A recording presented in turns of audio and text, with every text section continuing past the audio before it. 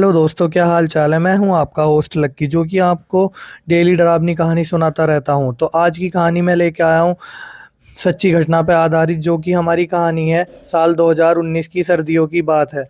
दिल्ली में रहने वाला रोहित अपने दोस्त की शादी में देहरादून जा रहा था। उस रात उसे दिल्ली के बस अड्डे से 12 बजे एक आखिरी बस मिली। रात काफ़ी ठंडी थी और बस में ज़्यादा लोग नहीं थे। बस में सिर्फ 5 यात्री बैठे थे। बस धीरे धीरे शहर से बाहर निकलने लगी। कुछ देर बाद बस मेरठ और फिर मुजफ्फरनगर पार करके आगे बढ़ रही थी। उस सड़क के दोनों तरफ सिर्फ घना जंगल था। यह वही इलाका था जो राजाजी नेशनल पार्क के पास पड़ता है। रात के लगभग 2 बजे अचानक बस धीमी हो गई। सड़क के किनारे एक सफ़ेद साड़ी पहनी औरत खड़ी थी। उसका चेहरा बालों से ढका हुआ था। ड्राइवर ने बस रोक दी। औरत धीरे धीरे बस में चढ़ी और बिना कुछ बोले रोहित के पीछे वाली सीट पर बैठ गई। रोहित को कुछ अजीब लगा। रोहित को अच्छा महसूस नहीं हो रहा था। जैसे ही औरत उसके बराबर में बैठी, रोहित को नेगेटिव थॉट्स आने लगे। उसका मन अजीब सी फीलिंग में जाने लगा। उसको कुछ समझ में नहीं आ रहा था, क्योंकि इतनी रात में इतनी सुनसान जगह पर कोई अकेली औरत कैसे खड़ी हो सकती है। रोहित यही सभी सोचने लगा। ये सारी चीज़ें उसके दिमाग में चल रही थी। उसी बीच रोहित ने धीरे से पीछे मुड़कर देखा और उसका दिल जोर से धड़कने लगा। उस औरत के पैर उल्टे थे। रोहित की नज़र उसके पैरों पर गई। उसके पैर उल्टे थे तो रोहित बहुत ज़्यादा घबरा गया। रोहित ने तुरंत अपनी नज़रें हटा ली, क्योंकि रोहित उस टाइम बहुत ज़्यादा डर चुका था।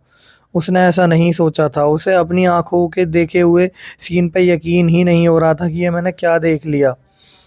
बस आगे बढ़ती रही। कुछ देर बाद बस की लाइट हल्की हल्की झिलमिलाने लगी। अचानक रोहित को लगा कि कोई उसके कान के पास सांस ले रहा है। ये एहसास होते ही रोहित और डरने लगा। उसे और ज़्यादा डर लगने लगा। वो मन ही मन भगवान का नाम लेने लगा। वह धीरे से पीछे मुड़ा, लेकिन इस टाइम सीट खाली थी। तब वो औरत आके रोहित की पीछे वाली सीट पर बैठी थी। लेकिन उसी बीच रोहित ने दोबारा ध्यान से देखा तो सीट खाली थी। रोहित घबरा गया। उसने पूरी बस में देखा, वह औरत कहीं दिखाई नहीं दे रही थी। रोहित तुरंत उठकर ड्राइवर के पास गया और बोला, भैया बस रोकिए, मुझे उतरना है। ड्राइवर ने अजीब नज़रों से उसे देखा और बोला, भाई बस में तो तुम अकेले बैठे हो, बस में तो कोई और नहीं है तुम्हारे अलावा। ये चीज़ सुनकर रोहित और भी ज़्यादा घबरा गया। ड्राइवर हंसने लगा। पता नहीं कैसा अजीब इंसान है, पूरी बस में अकेला बैठा है और बोल रहा है कि मेरे साथ और भी कोई है, मुझे उतरना है। उसके बाद रोहित के पैरों तले ज़मीन खिसक गई, ये सोच के कि मैं बस में अकेला हूँ, ये तुम क्या बोल रहे हो। उसी समय बस की खिड़की के किनारे शीशे पर किसी ने ज़ोर से हाथ मारा।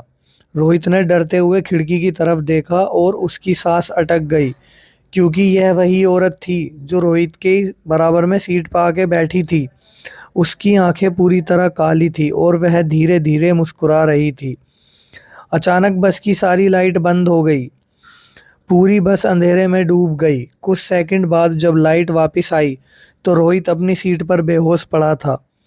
सुबह जब तक बस देहरादून पहुंची, ड्राइवर और कंडक्टर ने उसे उठाया। बेहोशी की हालत में रोहित धीरे धीरे होश में आया, लेकिन उसके कान में एक ही आवाज़ गूंज रही थी, मैं फिर मिलूंगी, अगली बार तुम्हें अपने साथ ले जाऊंगी। उस दिन के बाद रोहित ने कभी रात की बस से सफ़र नहीं किया। लेकिन आज भी जब कोई ड्राइवर उस जंगल वाले रास्ते से गुजरता है तो उसे कभी कभी सड़क किनारे सफ़ेद साड़ी पहनी वही औरत दिखाई देती है। और कहते हैं जो भी उसे बस में बैठा लेता है, वह कभी अपने घर जिंदा नहीं पहुंचता। तो ये थी आज की कहानी। तो आपको कहानी कैसी लगी दोस्तों, कमेंट करके मुझे बताएं। जो भी आपकी राय है, जो भी आपको अच्छी लगी बुरी लगी, जो भी है मुझे कमेंट्स में बताओ। अगर आपके साथ भी कोई ऐसा रियल इंसिडेंट हुआ है तो आप अपनी कहानी मेरे साथ शेयर कर सकते हो। मैं आपकी कहानी कवर करूँगा। डिस्क्रिप्शन में दी गई मेल आईडी पे आप मुझे अपनी स्टोरी भेज सकते हो। डिटेल्स के साथ मैं आपकी स्टोरी कवर करूँगा। तो मिलते हैं अगली ऐसी डरावनी कहानी में। तो ऐसी कहानी देखने में मज़ा आता है तो चैनल को सब्सक्राइब कर लो, लाइक करो, कमेंट करो। Thank you guys. मिलते हैं अगली ऐसी डरावनी वीडियो में। ध्यान रखो अपना सभी लोग।